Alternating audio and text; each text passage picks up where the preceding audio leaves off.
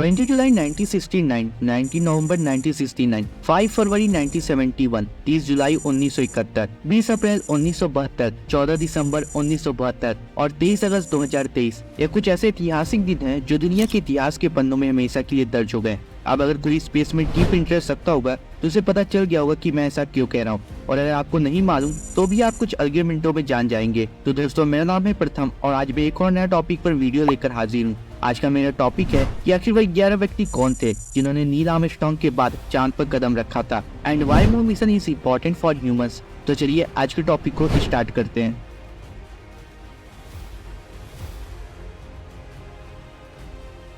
तो सबसे पहले आप ये जान लीजिए कि अभी तक वर्ल्ड में 146 मून मिशन हुआ है, जिसमें failed and successful mission included है। अब इस डाटा को देखकर आप अंदाजा लगा सकते हैं कि स्पेस फील्ड में मून मिशन की क्या इंपॉर्टेंस हो सकती है।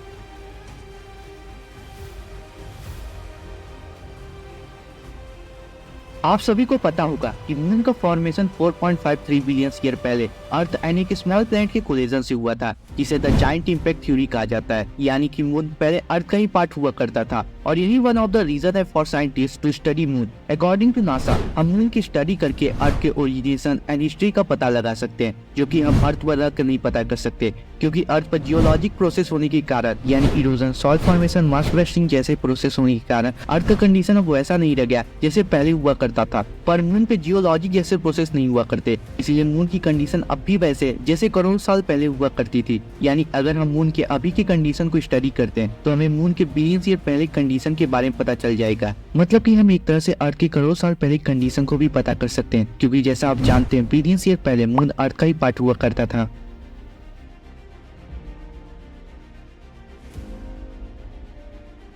दोस्तों, हमारा मून डीप स्पेस एक्सप्लोरेशन करने में मदद कर सकता है, including putting human on Mars. कैसे, समझाता हूँ। जैसे मून पे रहना यानी एक अलग वर्ल्ड या फिर एक अलग कंडीशन में रहना, तो एस्ट्रोनॉट मून पे रहकर ये पता कर सकते हैं कि एस्ट्रोनॉट लिविंग पर स्पेस रेडिएशन एंड माइक्रोमीटरॉइड बॉम्बार्डमेंट का क्या इफेक्ट हो सकता है, और हमें ऐसी कौन कौन सी टेक्नोलॉजी रिक्वायर्ड है जिससे ह्यूमन की किसी अलग प्लैनेट या फिर लॉन्ग पीरियड तक स्पेस में रहने की संभावना बढ़ जाए।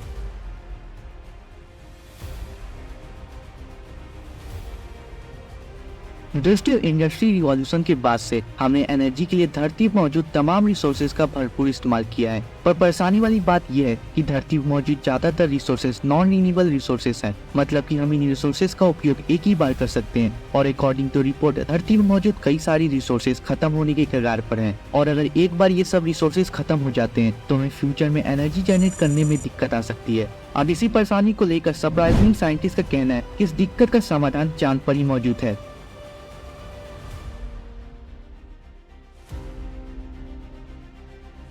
And that is helium 3। Helium 3 helium gas का एक स्टेबल आइसोटोप है जो कि प्रोटॉन और न्यूट्रॉन से लेस होता है। हीलियम 3 एनर्जी का एक बहुत ही बड़ा सोर्स है, और इसकी सबसे बड़ी खास बात यह है कि इससे कोई वेस्टेज नहीं होता और ना ही इससे कोई हार्मफुल रेडिएशन निकलता है। साइंटिस्ट के अकॉर्डिंग हीलियम 3 के सिर्फ 1 ग्राम से 165 मेगावाट आवर्स की इलेक्ट्रिसिटी जनरेट की जा सकती है, जिससे 16 घंटे तक उत्तर प्रदेश जैसे बड़े राज्य को इलेक्ट्रिसिटी सप्लाई की जा सकती है।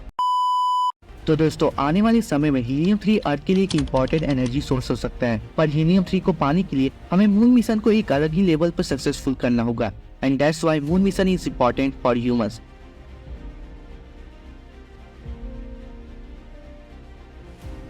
अब आपके दिमाग में एक सवाल आ सकता है कि क्या हीलियम 3 अर्थ पर नहीं पाया जाता? तो कई साइंटिस्ट के अकॉर्डिंग नहीं, पर कुछ साइंटिस्ट का मानना है कि हीलियम 3 अर्थ के कोर में हो सकता है। पर दिक्कत वाली बात यह है कि अर्थ के कोर तक जाना चांद तक जाने से ज्यादा मुश्किल है, तो इसीलिए हमें हीलियम 3 के लिए मून पर ही जाना होगा।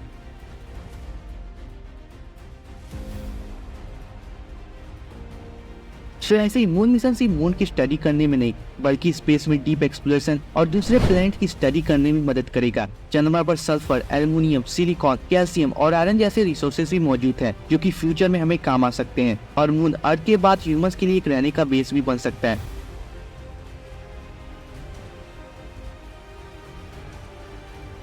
दोस्तों, मैंने मून मिशन के बारे में कुछ स्पेशली पॉइंट बताए हैं। वैसे तो कई और भी रीजन है जिससे मून मिशन स्पेस फील्ड में एक इम्पोर्टेंट मिशन बन जाता है, जिसके बारे में हम कभी और जानेंगे। पर फिलहाल चलते हैं आज के वीडियो के सेकंड टॉपिक पे कि आखिर वही 11 व्यक्ति कौन थे जिन्होंने नील आर्मस्ट्रांग के बाद चांद पर कदम रखा था।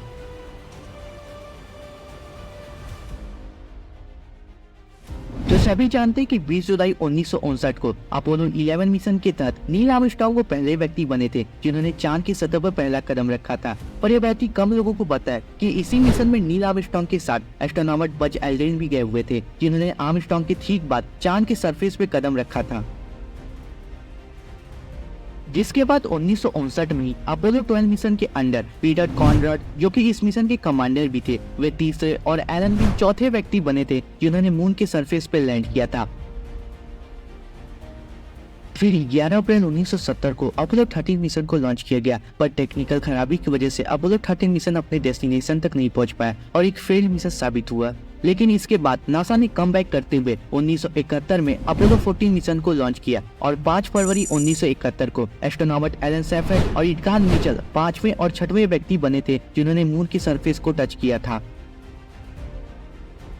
अपोलो 14 मिशन के ठीक बाद 1971 में अपोलो 15 मिशन को भी लॉन्च किया गया, जो कि अपने पिछले मिशन की तरह सक्सेसफुल साबित हुआ और 30 जुलाई 1971 को गैविट स्कॉट और जेम्स इरविन चांद पर कदम रखने वाले 7वें और 8वें व्यक्ति बने थे। इन्होंने पूरे 18 घंटे 33 मिनट चांद पर बिताया था। इस लिस्ट में 90 और 10वें नंबर पर जॉन यन और चार्ल्स ड्यूक हैं, जिन्होंने अपोलो 16 मिशन के तहत 20 अप्रैल 1972 को चांद के सरफेस पे लैंड किया था और इनका चांद पे रहने का टाइम ड्यूरेशन 20 घंटे 14 मिनट का था। और आखिरी में नंबर 11 और नंबर 12 पे astronaut Gene Cernan and Harrison Schmitt आते हैं। इन्होंने अपोलो 17 मिशन के अंडर 14 दिसंबर 1972 को मून पे रीच आउट किया था और इनका टाइम ड्यूरेशन सबसे ज्यादा 22 घंटे 2 मिनट का था मून पे स्टे करने का।